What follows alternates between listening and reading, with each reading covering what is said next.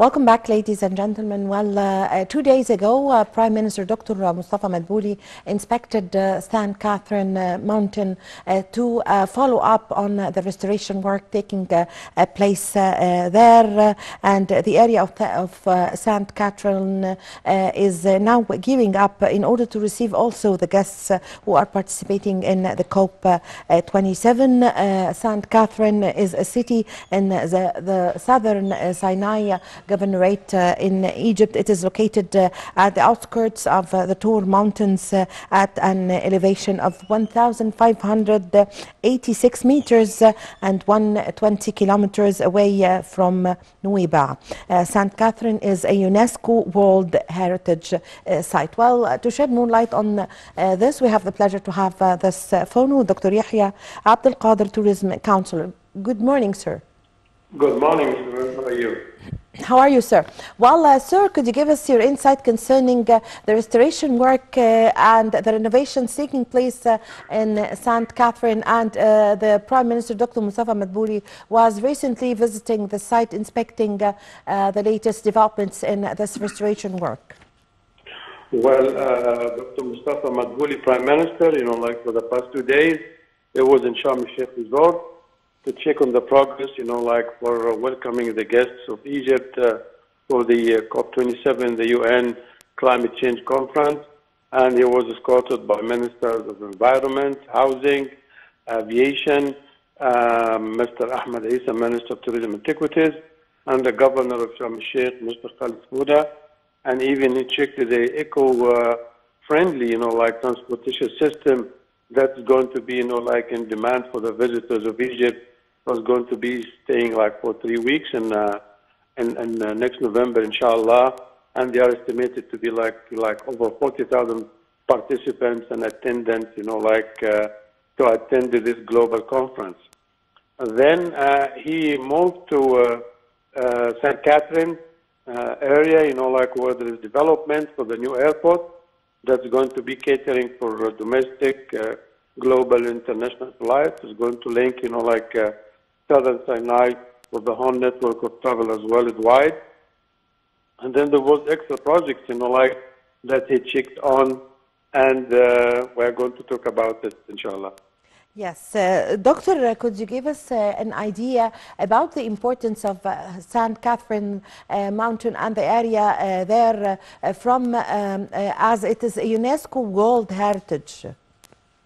Well, really, Sinai Peninsula has been long recognized, as the passage, at a crossover between Asia and Africa, and it was the regular pathway for Egyptian armies, traveling through Palestine to southern Turkey, and access of migration and travelers to Egypt. We remember Prophet Abraham, Joseph, Jacob, and they were followed by Prophet Moses, who received the 10 Commandments at the religious site, that we all, veneer, which is the Mount Sinai. 1,500 years after that, the Holy Family, they crossed from Palestine through Sinai to take refuge in Egypt for 3 to 4 years, and then they returned again across Sinai peacefully to Palestine. So really it has, valuable and rich memories for Jews, for Muslims, for Christians, apart from its ecological biodiversity, herbal medicines, flora and fauna. So it is a very memorable site. That's why it's recognized and recommended by the UNESCO as a must-visit and preserve location worldwide. Yes, Doctor, could you give us also an idea about the importance of the area during the Pharaonic era and its importance during the ancient Egypt? Yeah, Sinai is very rich with, riches and minerals, and it has the mining, there were Egyptian miners, working to extract turquoise and precious minerals and metals. And you have the Sarabit Khatim temple, and goddess Hathor, goddess of motherhood, children, joy, music, and love. She is a protecting goddess for the workers. That's why a very prestigious temple has been set up, established for her to protect them throughout, like their, like harsh and dangerous, like mission of extracting minerals from the deep mines of cyanide. And, the very much, like recognized story of the crossing, like of Prophet Moses, like with the Israelites, and, like the time he spent receiving the Bible and the Ten Commandments. So really, like it's a very prestigious and spiritual and a valuable site for not only Egypt, but only for mankind. Yes, Dr. Abdul Qader, what about the importance of the area of St. Catherine during the Roman era and the Byzantine eras? Yeah, like it became like a refuge, like for priests and monks, like because by the time, like the Romans, like they didn't recognize Christianity, and there was, we know about the Egyptian martyrs, like who embraced and believed in Christianity.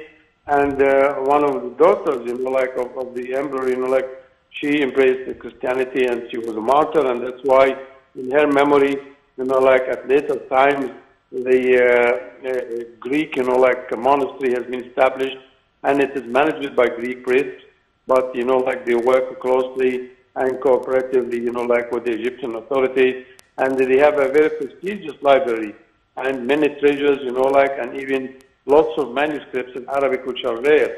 So it's a very, I've been there twice, and really it's a very unique place, and next to it was Wadi al-Rah, where President Sadat has his own lodge, like to go throughout Ramadan, like to think and meditate.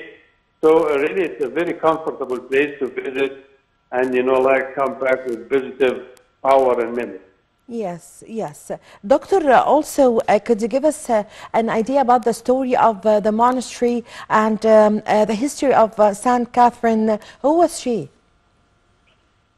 She was the daughter of one of the, I think it was Justinian, like the Roman emperor, like, Yes. they didn't, like, Constantine was the first one in, like, in the 5th century who adopted and embraced Christianity as his religion, and his mother, she, influenced him, and since the time, the whole Roman Empire started embracing Christianity, but prior to that, like, she became Christian, and it was against his parents' will, and that's why she became a martyr, and that's why, like, the monastery has been established in her memory, and, like Roman Catholics, like Roman Orthodox, visitors from the whole world, they go, and the Ministry of Tourism, like an antiquities, they are establishing an auditorium and a lodging hotel, eco-friendly, like 300, they accommodate 300 guests, and other services for the residents of Southern Sinai, like housing, schools, hostels, because the area should be comfortable for visitors and residents as well. Yes, Doctor, what about the geography and the climate of the area? Well, really, like Sinai Peninsula, have a beautiful fair weather, like it is dry, like in the summer, and they have an excellent rainy season. That's why, like all these, like plantations in the north, like near Arish and Rafah, and then they have excellent, like herbal medicines, famous for it, that they extract too many, like medicines and curative qualities from the natural herbs that grow over there. They have excellent, like fauna, like flora, fauna, plants and animals over there in the wilderness. And the Bedouins, like of Sinai, they are very cooperative, generous, and visitors love to share with them the camel rides and go up, like top of the mountain. Because of this, like couldn't, climb the mountain themselves. And they are protected even of the monastery, and they have, like mosques next to it. So it's a very, like diverse and colorful life, and very comfortable for international visitors to be there year round. Yes, Doctor, what about the religious importance of the St. Catherine Monastery? Well, it's like one of the relics, like of Christianity, because it is, like a testimonial for the sufferings, like that early Christians, like priests and monks have to go through to hide in faraway places, like in Dir al-Muharrak, like in Wadi al-Natron, and, like in many places like this, because they were persecuted, like for 3 centuries at least, until, like there was a reconciliation, like, and the Roman, like empire adopted Christianity as, like the formal religion and belief for the empire, and that was the time for the relief. But that's why we have, like these monasteries and churches and the priests, like for the monks, and far away in remote places, because they wanted to worship and live in peace and not to be disrupted and not to be, like in pagan belief, like the one that was, like prevalent throughout Roman times. Yes, Doctor, well, after the renovation and the restoration work is coming to an end and is going to start receiving, the place is going to start receiving tourists. What would the restoration, the renovation works that took place in St. Catherine area would change the map and marketing for this place once again, would add to its importance and would add to the map of tourism in Egypt? How would it boost tourism in Egypt? Yes, definitely you're right, because I talked to many of the tour guides, like who do like the spiritual and holistic tours, because they have many visitors, like coming from Asia, coming from Europe, and they complained that there was not like enough, like hotel rooms, like because they want to spend like 2 or 3 nights in the area to meditate, like and feel the power of the spiritual presence, like next, like to Mount Sinai and the St. Catherine Monastery. But now the Ministry of Tourism, like they have a strategic plan. They are now building, like hotels, eco-friendly, like 3, 4, and 5 stars for the residents, and make it, like very compatible with the environment, not to look, like ultra-modern, but, like to complement with the surroundings and make you feel the religious and spiritual, like vibrations of that location. So it's becoming more cultural now, and look at the airport, it's going to be opening soon. We're going to have charter flights and regional flights and local flights as well. So we're going to have a good season, inshallah, as of next year. Yes, I thank you very much for your valuable information. Also, thank you for your time, our dear guest, Dr. Yehya Abdul Qader, Tourism Counselor. Thank you very much for joining us over the phone. Well, with this, my dear viewers, we come to the end of this episode of our program, The Breakfast Show. I was in the company of my colleague, Nermeen Abdurrahman. My name is Amal Mukhtar. Thank you for watching.